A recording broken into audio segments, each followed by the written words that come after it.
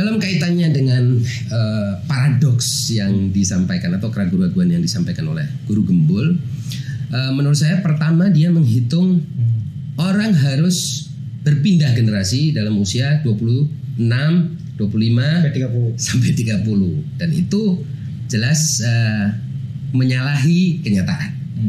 Saya ambil beberapa contoh aja ya. Pertama, ayah saya kelahiran 1921. Ini tercatat, artinya kita bicara yang baru aja sekarang. Ayah saya kelahiran 1921. Kemudian saya kelahiran 1976. Anak saya yang terkecil sekarang kelahiran 2022. Berarti sudah hampir bahkan lebih dari 100 tahun. Ya kan? Maaf, 99 tahun ya. 3 generasi. Nah, kemudian kita hitung lagi misalnya ada kakak ipar saya, ya. Kakak ipar saya ayahnya kelahiran 1875. 1875 namanya Habib Hashim. Putranya namanya Muhammad kelahiran 1951. Ya kan? Putra terkecilnya kelahiran 1992. Berarti kan sudah 100 tahun lebih. Sebentar. Tunggu, berarti ayah antum ketika punya antum itu sudah berusia 55 tahun. 50. Ini catatan buat Guru Gembul. Guru Gembul mengatakan bahwa rata-rata orang di dunia atau tidak mungkin lah, kata-katanya mungkin seperti itu redaksi, tidak mungkin orang memiliki anak di atas 40 tahun. Nah, jadi terbukti ayah antum punya antum di usia 55 tahun. Betul. Jadi sepupu antum atau sepupu ya? Enggak, kakak ipar. Yang bukan Hashim? Ya, itu kakak ipar. Ya, itu. Nah, kakak ipar antum bahkan ayahnya punya beliau usia 76 tahun. 76 tahun, ya kan? Berarti dia punya cucu antara dia. Jadi 3 generasi ini jaraknya itu 100 tahun lebih.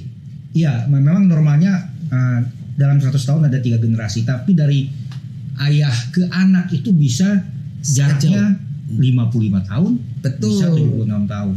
Tidak mesti harus 40 tahun. Laki-laki kan bisa punya anak di atas 40 tahun. Persis. Nah, ini kemudian kalau kita anggap secara rata-rata, Pak Irman ya, rata-rata orang itu kita ambil rata-rata melahirkan anak terakhirnya di usia 40 tahun. Maka 40 kali 36 aja sudah 1000 40 antum generasi ke 37 ya kan? Kalau rata-rata 40 tahun ya. Kalau misalnya 40 tahun kali 37 itu sudah 1480. Ya pas dengan periode ke Rasulullah SAW. Persis. Nah, jadi sebenarnya kalau rata-rata 40 tahun. Rata-rata 40 tahun. Rasulullah memiliki anak Sayyidah Fatimah usianya sudah lanjut ya. Usianya sudah cukup tua dan kalau kita lihat generasi kita ini dari Al-Uraidi ya, dari garis keturunan Al-Uraidi, Ali Al-Uraidi bin Ja'far bin Muhammad bin Ali Zainal Abidin bin Husain bin Ali bin Abi Thalib putra Fatimah binti Rasulillah, kan gitu. Ali Al-Uraidi ini usianya sangat lanjut karena dia menemui cucunya. Jadi jatuhnya cucu ponakan ya. Jadi dia bertemu dengan Muhammad Al-Jawad. Muhammad Al-Jawad ini putra dari Ali Muhammad bin Ali Al-Hadi. Muhammad bin Ali Ar-Ridha. Ya kan? Muhammad Jawad bin Ali Ar-Ridha bin Musa Al-Kadhim bin Ja'far As-Shadiq. Jadi dia menemui generasi yang kesekian, usianya panjang. Lalu, jadi kalau kita ambil rata-rata 40 tahun orang punya anak, 40 tahun itu sudah 1480, padahal kita belum 1480. 1450. Padahal masih 1444 ya, 1450. Jadi itu generasi jangan dihitung punya anak pertama, ya dihitung punya anak terakhir dong. Karena boleh jadi generasi ini yang menurunkan generasi keturunan. Iya, karena kan percabangannya bisa dari anak terakhir juga. Iya, betul.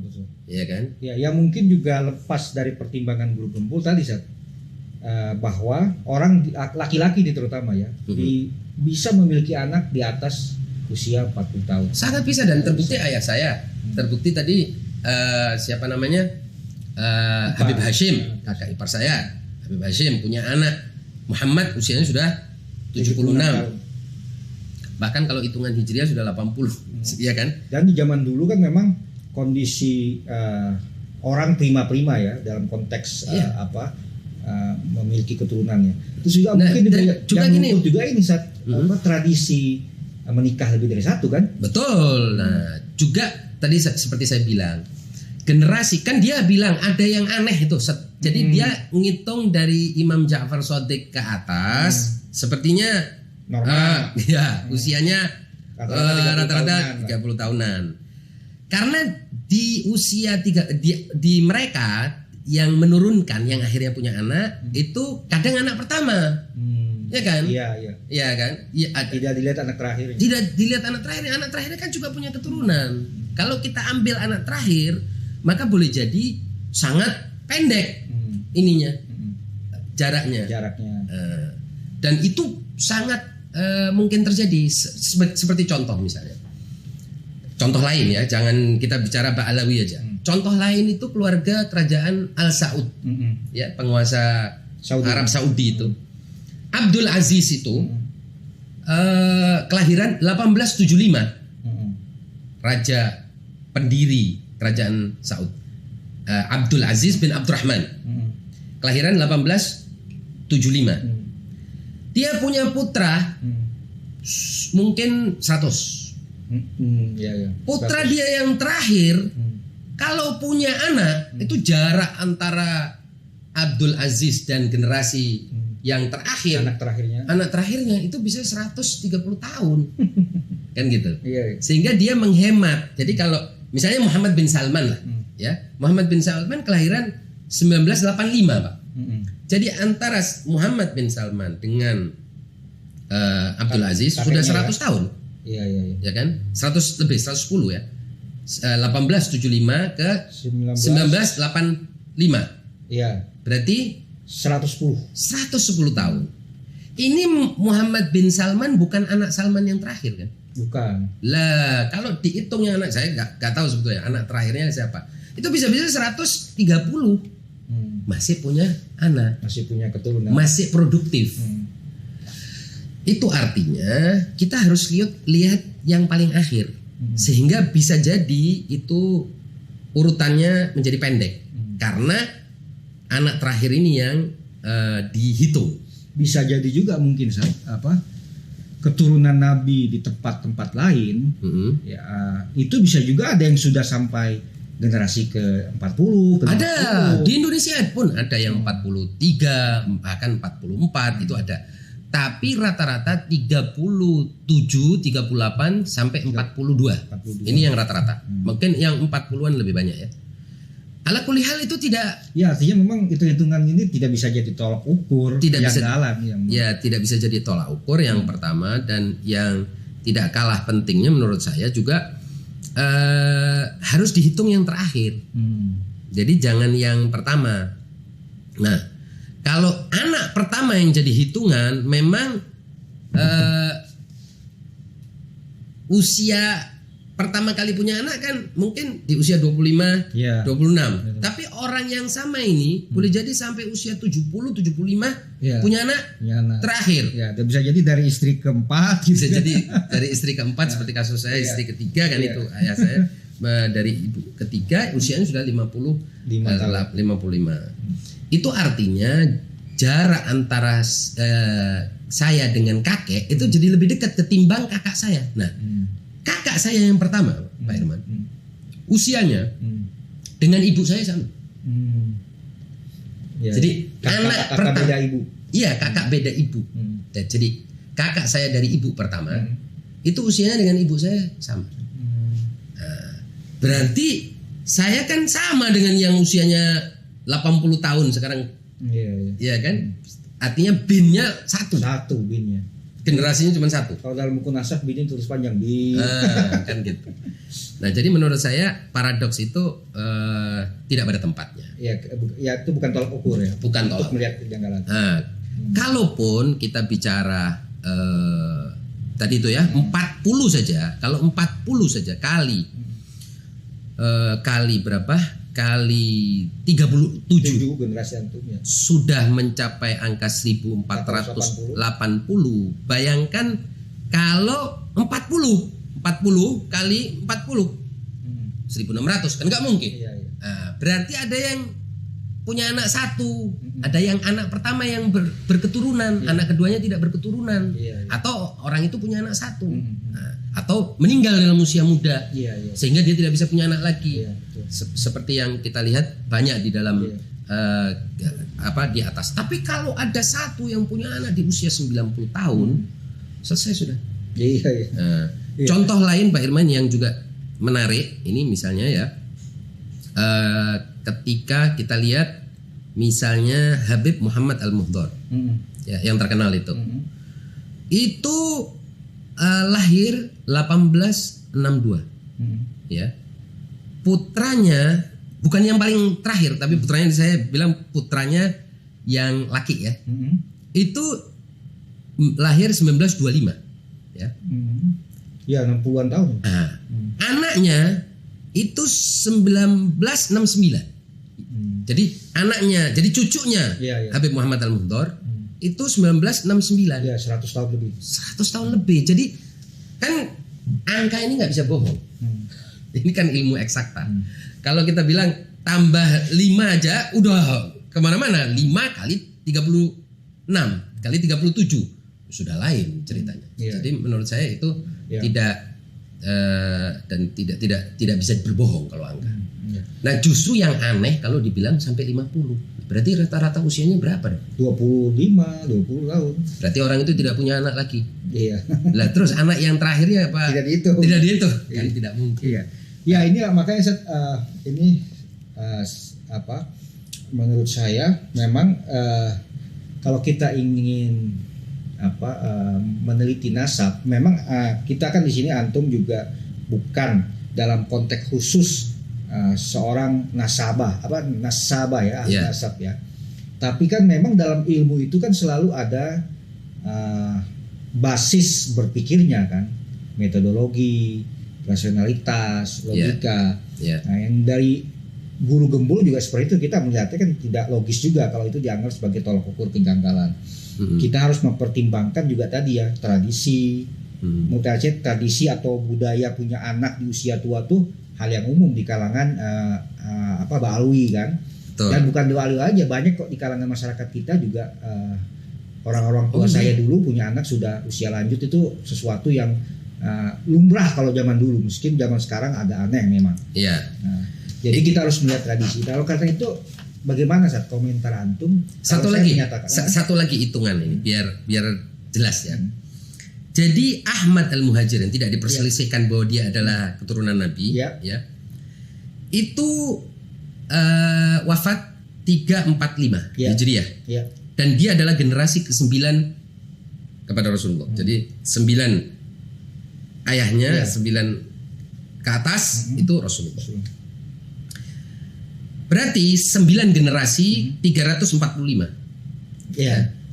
Generasi berikutnya kalau dihitung 9 itu 345 itu sebagai standar. Kalau kita anggap itu adalah klasternya. Standarnya 345 9 generasi. Berarti 345 tambah 345 690. Itu berarti generasi ke-18. 690 tambah 345 lagi berarti generasi ke-27. Ya kan? Itu sudah 1035. Nah, ditambah lagi 9 berarti 1035 karena kan tadi 1035 tambah 345 itu sudah 1380, dekat. Itu generasi ke-36. Tambah satu generasi aja sudah 1400-an. Gitu. Jadi janggal, sama sekali tidak janggal. Makanya saya heran, malah kalau saya lihat kan beliau juga guru gembul kan juga menampilkan itu Pak Irman, menampilkan yang katanya yang dia sebut sebagai hitung-hitungan dia itu. Kalau Anda lihat, dia kan bertanya kepada Alexa itu. Saya kebetulan capture. Kan secara umum menurut Alexa, dalam 1000 tahun ada 35 sampai 50. Ya berarti ada yang 35. Ada, iya. Lah, kenapa Betul. kok tidak hitung yang 35-nya? Tadi kan hitungannya 1500 tahun. 1500 tahun. Kalau memang dihitung seperti itu, ini kan berarti di rata-rata. Iya. Tidak ada faktor X, Nah, tidak itu ada dia. variabel. Itu yang ingin saya tanyakan tadi. Dalam melihat generasi ini atau genealogi ini, kita juga harus mempertimbangkan tadi faktor tradisi ya, budaya pasti. tradisi, menikah lebih dari satu. Dalam konteks itu kan umum ya dulu. Ya, umum sangat Terus tradisi atau budaya memilih. Jadi menikah dari mulai muda sampai tua masih menikah. sampai menikah Ya. sampai tua. Bahkan sekedar contoh ya. Saya Musa bin Husain bin Abu Bakar bin Syekh. Nah, kakek saya yang bernama Syekh ini di usia 91 tahun punya anak. Sedemikian sehingga dia ini kan berarti jatuhnya anak. Iya, berarti kan Anak kan ini? anak. Alwi ini namanya Alwi bin Syekh. Alwi ini dengan ponakannya lebih tua ponakannya. Iya. Dan itu kok saya rasa juga bukan hanya di kalangan Pak Alwi, tapi bukan. di kalangan keluarga-keluarga ayah kita, kakek kita itu sudah macam itu sudah hal yang Masyarakat yang poligamis, ya, apalagi dulu ya. Kalau masyarakat Eropa modern memang sekarang sudah jarang ditemui. sudah jarang ditemui, dan mungkin juga usia orang sekarang mungkin lebih pendek mungkin. Tapi ekspektasi manusia kan sekarang makin tinggi. Artinya usia akan semakin. Tapi beberapa dekade kemarin ini kan usia pendek. Iya. Karena berbagai macam perubahan cuaca dan tapi harapan hidup kan nanti ke depan makin tinggi ya. Iya. Tapi kan ada masa di mana harapan hidup tuh sangat panjang. Harapan hidup plus juga ini tadi juga menentukan juga menurut saya poligami itu. Poligami. Sangat menentukan juga. Karena kan zaman sekarang ya dari berbagai komentar orang, jadi sekarang orang agak reluctant lah untuk melakukan poligami ya kan. Tidak seperti zaman dulu yang dia masih dianggap sesuatu yang is oke lah gitu kan. Kalau sekarang kan orang pasti sembunyi gitu kan. Betul. Nah, itu jadi bagaimana kalau saya menyatakan bahwa kalau kita meneliti sesuatu, baik itu soal genealogi maupun nasab atau ilmu-ilmu lain, kita harus memperhatikan kondisi sosial masyarakat. Sangat penting untuk memperhatikan termasuk soal nasab ini. Nah, iya, dan itu penting karena tanpa memperhatikan kondisi sosial, kultural, maka kita akan berpijak pada ruang yang kosong. Ini kan ruang atau situs penelitian kita ini kan harus kita ketahui. Kita berada di lapangan mana. Sedemikian sehingga kita ketika membaca peristiwa di lapangan itu bersamaan dengan lapangan itu, bersamaan dengan situs itu, bersamaan dengan lokus itu, tidak terpisah. Jadi tidak ada konteks. Iya. Iya kan? Konteks sosial, politik, ekonomi dan budaya setempat itu sangat, bahkan iklim budaya setempat itu sangat berpengaruh terhadap pemahaman kita tentang apa yang terjadi dan memverifikasi apa yang terjadi. Tanpa kita memahami lokus, maka pemahaman kita akan tergelincir pada sesuatu yang lain, bias dari tempat lain yang tidak ada hubungan. Nasab hanya dengan melihat catatan-catatan kitab-kitab nasab. Tidak bisa. Nah, itu yang saya tekankan pada podcast yang sebelumnya. Karena kalau pakai catatan, seperti tadi saya bilang, yang mencatat ini kan yang belakangan. Jadi saya ingin kembali simulasikan.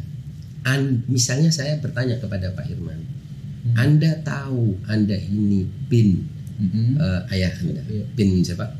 Ayah saya. Ayah Anda. Itu Anda yang tahu atau diberitahu oleh ayah Anda? Diberitahu. Nah, kenapa? Karena kan anak ini lahir dalam keadaan tidak tahu. Yeah. Semua anak yang keluar dari perut ibu kalian tidak punya pengetahuan. ayah dan ibu kita, dan terutama ibu kita dulu, karena kita pasti lahir dari ibu, kecuali Nabi Adam dan tidak ada ya kecuali Nabi Adam, semuanya kan lahir dari ibu. Ibu inilah yang memberitahu anak, kamu anak saya. Kemudian ayahnya mengkonfirmasi. Kalau ada sesuatu yang terjadi kejanggalan, apakah itu anak pungut ataukah itu anak bohong-bohongan dan lain sebagainya, maka pasti ada terjadi kekisruhan antara ayah dan ibu kan. Ibunya tidak mengakui anak itu atau menekankan bahwa anak itu anak pungut, bahkan nggak usah anak pungut, Pak Irman. Anak tiri aja dibedakan dari anak tiri dan anak yang sebenarnya kan. Dan ini kan sudah menjadi suatu kenyataan yang tidak bisa diingkari. Anak-anak tiri yang tinggal bersama ibu tiri akan diperlakukan berbeda dan itu akan menimbulkan pertanyaan pada si anak. Tapi kalau tidak ada pertanyaan pada anak, artinya normal ayah saya mengakui saya, ibu saya mengakui saya, atau dimulai dari ibu saya mengakui saya. Dan keluarga kecil saya juga, keluarga besar saya juga mengakui. Terus bagaimana mau diragukan gitu maksud saya? Catatan hanya pelengkap. Nah, catatan itu pelengkap. Tidak ada pelengkap pun, kenyataan itu terkukuhkan dengan sendirinya. Itu yang saya bilang, pengukuhan itu ada. Jadi turunan itu akibat, bukan sebab. Sebab adalah orang tua, ya kan gitu. Orang tua ini kan punya orang tua. Orang tua punya orang tua lagi. Mereka yang di atas. Jadi oleh sebab itu saya katakan secara metodologis, yang diintrodusir, yang diperkenalkan oleh Kiai Iman dengan looking up, mencari ke atas, itu tidak tepat. Karena kita itu pas nasab itu looking down. Ayah, kakek itulah yang menetapkan anaknya. Dan anak gak bisa memilih ayahnya. Gak bisa, saya gak mau ayah ini deh. Saya mau ibu yang lain dan ayah yang lain. Maka saya mengarang ayah dan ibu saya, kan nggak bisa. Ini penting menurut saya untuk ditekankan bahwa kita itu adalah dampak. Nanti anak kita ya dampak. Semakin saya akui anak saya sebagai anak, maka dia akan jadi anak. Begitu juga dengan istri saya. Tapi kalau misalnya saya bawa ini, katakan anak dari luar, katakan anak pungut atau anak tiri, pasti juga keluarga kecil ini tahu. Dan akan terjadi entah perlakuan yang berbeda, entah pemberitahuan, entah informasi dan seterusnya, dan itu umum terjadi. Ya, jadi sebenarnya sih apa kita bisa dikatakan bahwa kalau kita memang ingin menyangkal suatu nasab, ya kita harus datang ke tempat di mana nama itu memang jadi perbincangan. Diingat kan, jadi memori kolektif secara sosial gitu ya Sad. Nggak bisa kita dari balik perpustakaan atau dari balik kamera YouTube menyangkal nasab hanya dari tidak adanya penyebutan dalam satu atau beberapa karya nasab gitu ya. Betul. Oleh sebab itu penelitian tentang biografi, antropologi itu kan bergabung dengan penelitian arkeologi dan genealogi juga di situ. Itu semua berhimpitan. Jadi dia ada irisan-irisan disiplin-disiplin itu sedemikian sehingga dia tidak bisa dipisahkan satu sama lain. Karena satu tidak terkonfirmasi, yang lain terkonfirmasi, jangan-jangan yang lain ini yang memperkuat. Contoh, kasus Ubaidillah. Kalau kita dari kitab-kitab melihat apakah Ubaidillah ada atau tidak, tanpa kita pergi ke sana mengecek, itu ada yang namanya kuburannya, kan kuburan Ubaidillah ada di Bor daerah Yaman sana, ya otomatis kita masih melihat dari jauh loh. Dan pengetahuan sosial masyarakat dan turun temurun bisa jadi. Kisah tentang benar nggak ini di sini, kalau benar di sini menurut siapa yang mengkonfirmasi? Oh ya, bukan hanya keluarganya yang mengkonfirmasi, masyarakat di sekitarnya. Apalagi kan masyarakat Arab, khususnya Yaman itu dalam penelitian sangat banyak. Itu kan masyarakat tribal, masyarakat yang dasar utamanya adalah strata atau stratifikasi tribal, ya. Maka di sana itu kan ada sadah, gabail, atau sadah, masyayikh, gabail, dan tu'afa. Ini sampai ada 4 kelas. Ini bukan hanya antara sayyid sama non sayyid, ya. Masyayikh dengan non masyayikh juga tidak saling kawin-mawin. Oleh sebab itu mereka jaga sekali itu garis keturunan. Sangat ketat mereka menjaga garis keturunan kan. Beda banget dengan masyarakat modern, beda banget dengan masyarakat di Indonesia. Oleh sebab itu Pak Iman. Jadi saya ingin memberikan analisis di sini. Mengapa Ba'alawi itu kemudian berpegang pada apa yang disebut sebagai kafa'ah? Kenapa? Kok kafa'ah dipegang? Karena kafa'ah itu sangat terpengaruh dengan budaya lokal Hadramut dan Yaman. Kafa'ah tidak dipegang oleh misalnya Sayyid-Sayyid di Iran, Sayyid-Sayyid di Irak, Sayyid-Sayyid di India, Sayyid-Sayyid di Pakistan. Mereka tidak terlalu memusingkan soal kafa'ah. Sayyid yang ada di Suriah, Sayyid yang ada di Lebanon, tidak sama sekali urusan dengan kafa'ah. Kenapa? Karena kafa'ah itu sistem stratifikasi sosial yang sudah ada di Hadramut sebelum Ahmad Al-Muhajir datang ke sana, yaitu menjaga katakanlah apa kelas-kelas sosial ini tadi satu sama lain. Sebelum ada Sayyid atau Ba'alawi datang di sana, itu sudah menjadi bagian dari tradisi masyarakat.